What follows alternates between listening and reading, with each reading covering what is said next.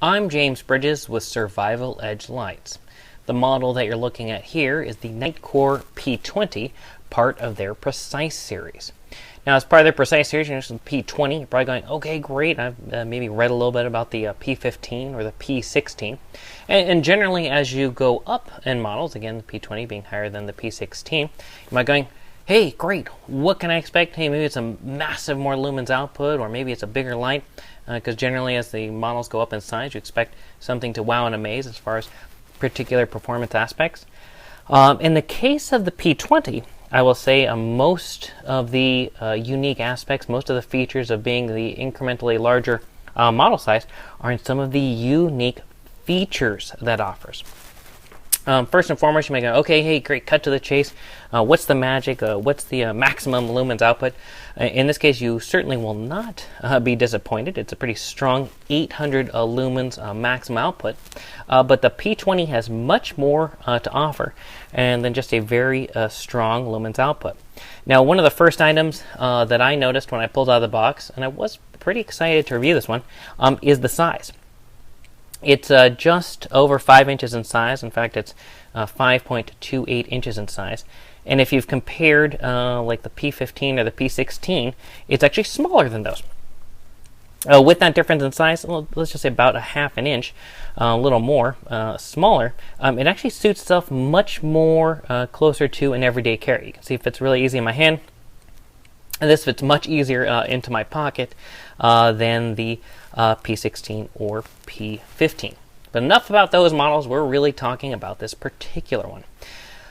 While one of the first items we traditionally evaluate is the user interface, one item I did want to share with you is a feature that I think is pretty awesome.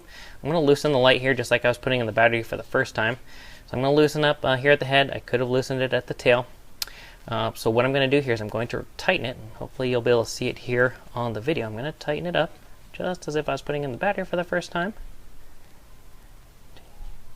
And there you go. You can see just ever so faintly, you can see that the LED lights blinked in the tail cap. So in this case, we saw 3 blinks, which equivalates to the fact that the battery has more than 50% power. Pretty cool feature. I think it's neat. I like the little red LEDs blinking for that, as it gives me a good understanding that, hey, does my battery have more than 50% power, or does it have less? A pretty cool feature that is a patented feature by Nitecore, so pretty unique. You might be going, hey, that's nice. Hey, what happens when it's below 50%? Well, what happens in that particular case, it'll actually blink twice when the power levels are below 50%, and only once when it's close to depletion. So while you may be familiar with some of the other Nitecore models where it does a series of blinks to identify the particular remaining voltage, this one just gives you an idea of above 50%, below 50%, and near depletion. Pretty handy, which I find handy, and again, I just think it's kind of cool that you could be able to tell the level of power through the red LED as you're putting in a new battery, whether you're using an 18650 lithium-ion battery or you're using 2 CR123s. Which actually brings me to my next item. When you open the box, you may have noticed, or you will notice if you're researching this, you'll see a Nitecore battery magazine.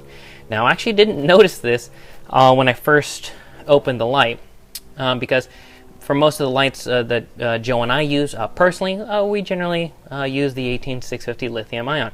So this battery, magazine, if you will, was already in the light, and you can see here the positive end is here, negative end is here, and that's so you can put in the CR123 A battery. So you can see you load them in from the negative, and it just gives it a little bit tighter contact, so there's not so much rattle for the batteries to kind of maximize the space in there.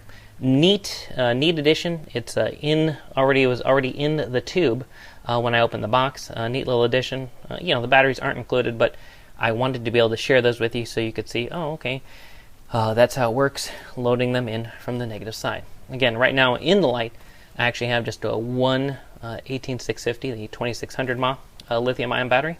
But it's nice to know, hey, get a little extra accessory there for that. All right, on to the user interface and some of the performance metrics. Like I shared, in the case of the P20, the maximum output is actually, and again, with the 18650 lithium-ion battery, the maximum output is 800 lumens. It's the same for the CR123. Now this light has 3 different brightness levels. It has low, middle, and high. For the low setting, with the 18650 battery, you're at 40 lumens. For the mid setting, you're at 290 lumens. And again, like the maximum I shared, is 800 lumens. Now, the only reason I made particular mention of it, if you happen to be using CR123A batteries, those numbers actually do change. You actually have a low lumens output of 70 lumens and a mid-range output of 400 lumens, but they both share the same maximum output of 800 lumens. Just unique. Again, if you were exploring the user manual, you might have seen that, but as you're researching what your light options are, I thought that might be particularly interesting, as I found that one particularly interesting as well. So, user interface. Now here is one you go, okay, maybe you've looked at some of the other Precise series, maybe you haven't. In this case, the operation, it's a little, there we go, it's a little hard to see, but you have 2 buttons. You have your on-off button, which is the larger button, and then you have your mode button. Now before I get into that, I think one of the really cool aspects about the Nitecore P20 is the fact that you actually do have mode selection here. Now you might be going, okay, what is that? Is this just marketing goodness? You know, here I could see it definitely having some value. You have a general mode, which actually is what I have the light in currently.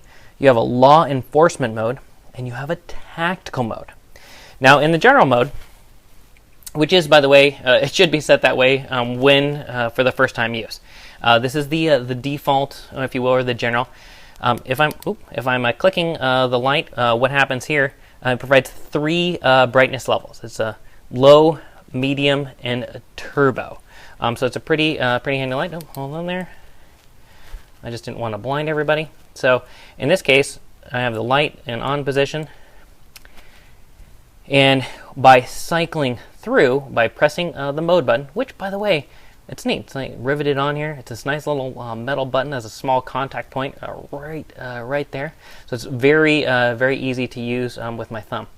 So what happens is, if I'm in the low setting and I just touch it, which would be 40 lumens, I can just touch it once, go to mid, touch it one more time, and go to high.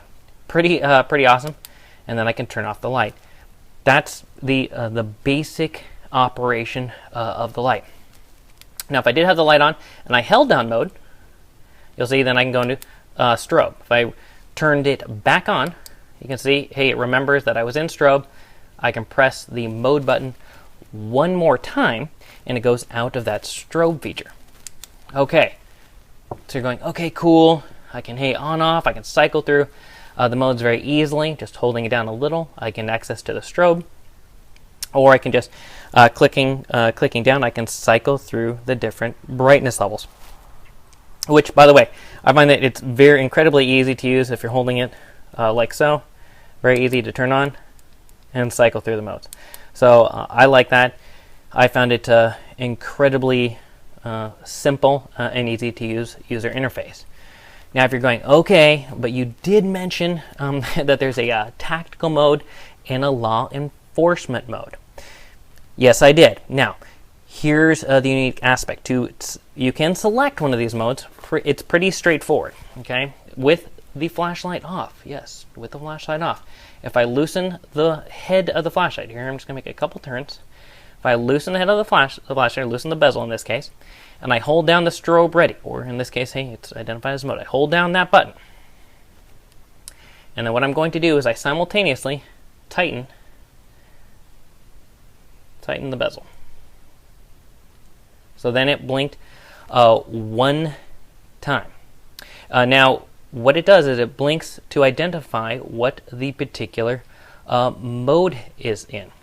So it's once for tactical mode, twice for law enforcement mode, or 3 times for general mode, and it just goes through it. So for the single time for tactical mode, this mode provides only turbo output. So it's only turbo output. So in this case, when I turn it on, boom, it's immediately in turbo mode. And again, I can cycle through the different mode selection opportunities simply by repeating that same process. So if I did it the next time, I'd go into law enforcement mode. Time after that, I'd be into general mode. So the Nitecore P20, quite a bit to offer. You have different mode selection opportunities. You have 3 different brightness levels. You can use a variety. You can use both either CR123A batteries or a single 18650 battery, which I have in there. You do get, as Nitecore is pretty good about it, I do get some cool, as I call them, either goodies or some accessories. You know, lanyard, holster, pretty neat extra opportunities there. As part of the Precise series, the Nitecore P20 certainly holds its own. I'd encourage you to read on, find out more about the Nitecore P20, and see if it's the right light for your next adventure.